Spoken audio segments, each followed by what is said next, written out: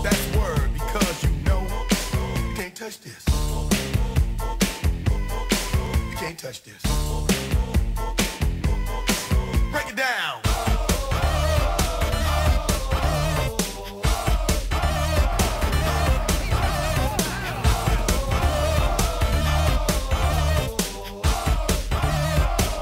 Stop. Hammer time.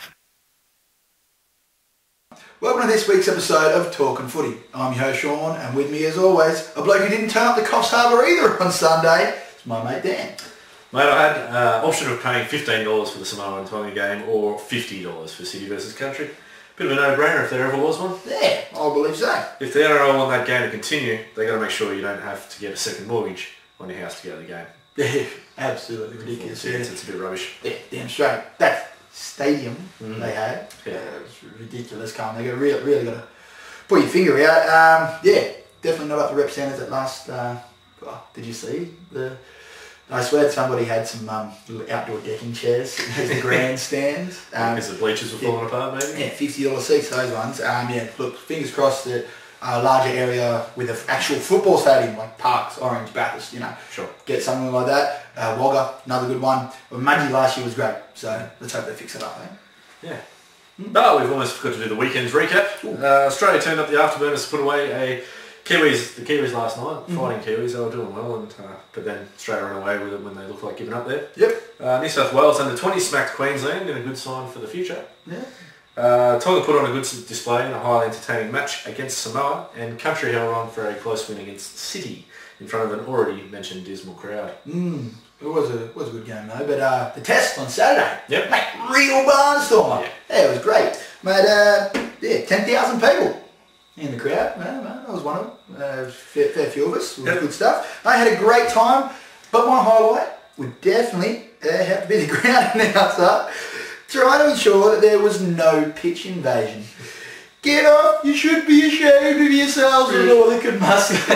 You should be ashamed of yourselves. No mention of the fines that might be involved or anything like that. You should be ashamed of yourselves. That's like the equivalent of, I'm going to tell your mum. Thomas wear nappies. In fairness, all the regular security guards had taken the night off to watch the game. Yeah, they were the ones invading the pitch. Well, you can't fool, mate. You were the first one over the fence. You should be ashamed of yourself. Little bit of embellishment. I wasn't the first one over the fence. Did push a couple of kids to go over to get there. That's it. Mate, honestly, how often do you get a chance to do that anyway? Anywho, let's get to the most popular segment of our show. Who's shithouse and who's shit hot? Who's got quality stuff, mate? Who doesn't? Mate, the shithouse for me this week is our missing in action CEO, Davo. Promises of big things this season, but all we've seen so far is big dollars in his pocket.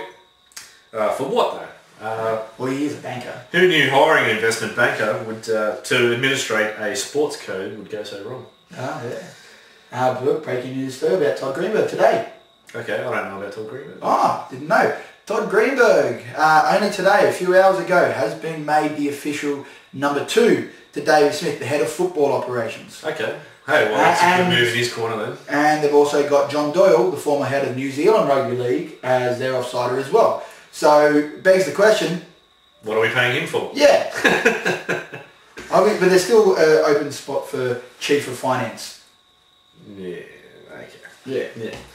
Anyway, shit hot is 2 big island nations coming together for a corking show at Centrebet, we've already mentioned, but I had to throw it in there. Great to see the support of the Polynesian influence in the game. And I would like to see more international friendlies in the future. Yeah. Sure. Good comments, mate. I like that. Mate, I'd have to say, shithouse this week are all the naysayers, and we touched on this last week, all the bastards who want the City Country game gone. Mate, the game last Sunday was tough and full of a lot of class. But unfortunately, it was in front of 4,500 people. Rubbish. That's not so good.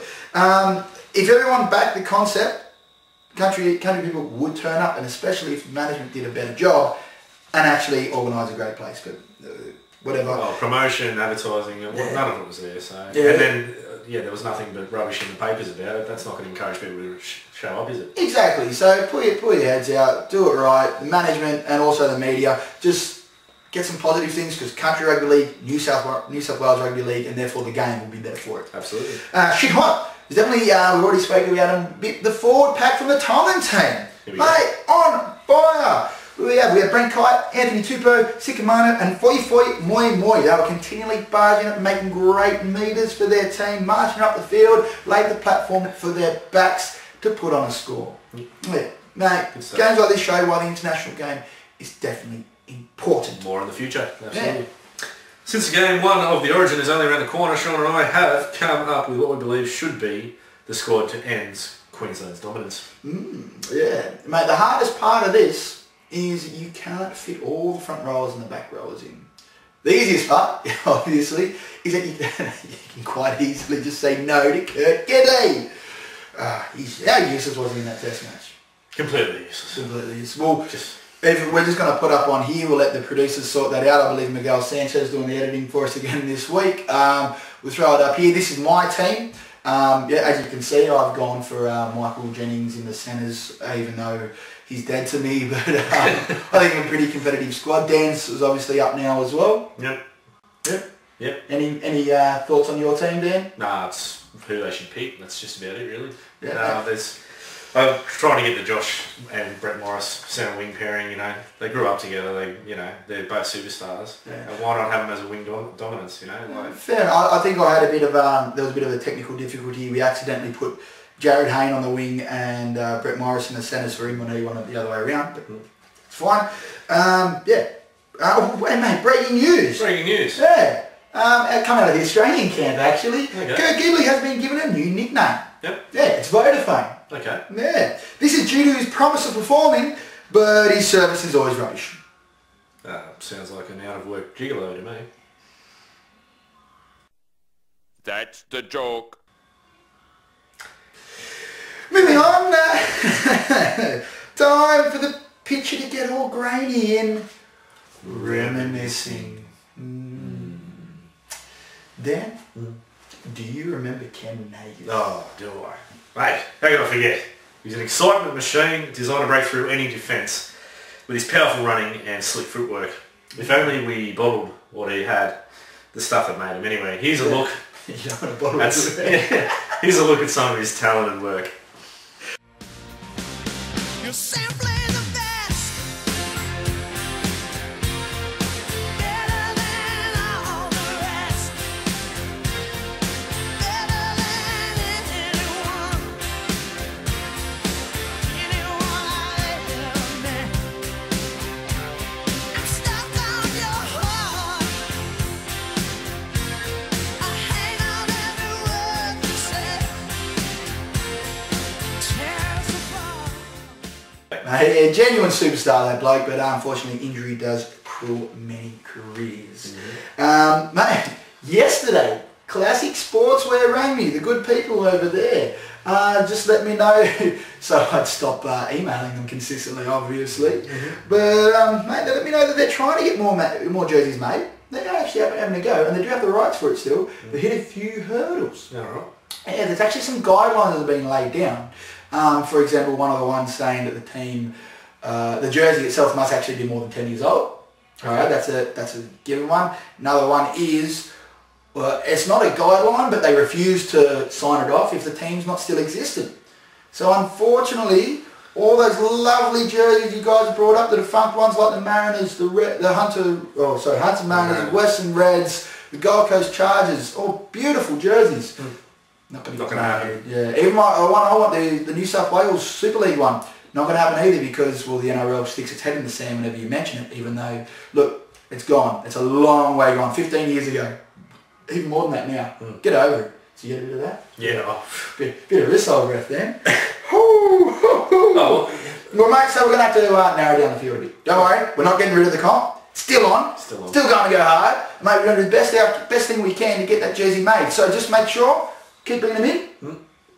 Well, that means the Broncos are still in the comp there. That means my Aqua Broncos jersey's back on the short list. Booyah! There you go, folks. Send in your suggestions to me and the chance to grab that mystery prize. Good luck with that one. Mate, time for the tips of the week. Dan, where's your money being spent, mate? It is time for Melbourne to go down in the other set of books for a loss. That is, put all your third-party payments, see what I did there? Or more is 13 plus, Shauna. Don't know the insurer here about how you got your money there. Yeah. Made a rare slip up on my behalf last week, but you should still have some money that I've earned you over the last, 6 rounds. Mate, the Roosters should be able to account for the Steelers in this Anzac game on Thursday. Classic game, even though the Steelers do have the wood on them at the moment. But I reckon, the Roosters can do that and take another step further of buying themselves a premiership. All their juniors coming through. Great, aren't they? Yeah, quality. Yeah. Anywho, mate, another week, another great performance by this guy. Yeah. And yours truly. This guy. Oh, that could have been great. Mate, thanks to our sponsors, Josh Services, for all your security needs. Mate, they do really good work there. Yeah, I'm sure they do. Yeah, fantastic. And also, from the eBay store, Philip79. All footage you see on this show is thanks to his wonderful library, so go ahead and buy yourself some. Don't forget to like our Facebook page and jump on to www.talkingfooty.com for all your football needs, your footy tipping, and your haggling, and your just all-round tomfoolery and skullduggery against that AFL code. Yeah. If you want to talk to somebody who cares about AFL, that's the only place you can do it. Yeah, in this state anyway. Yeah. On that note, thanks for tuning in. We'll see you next week. Cheers, guys. Cheers, mate.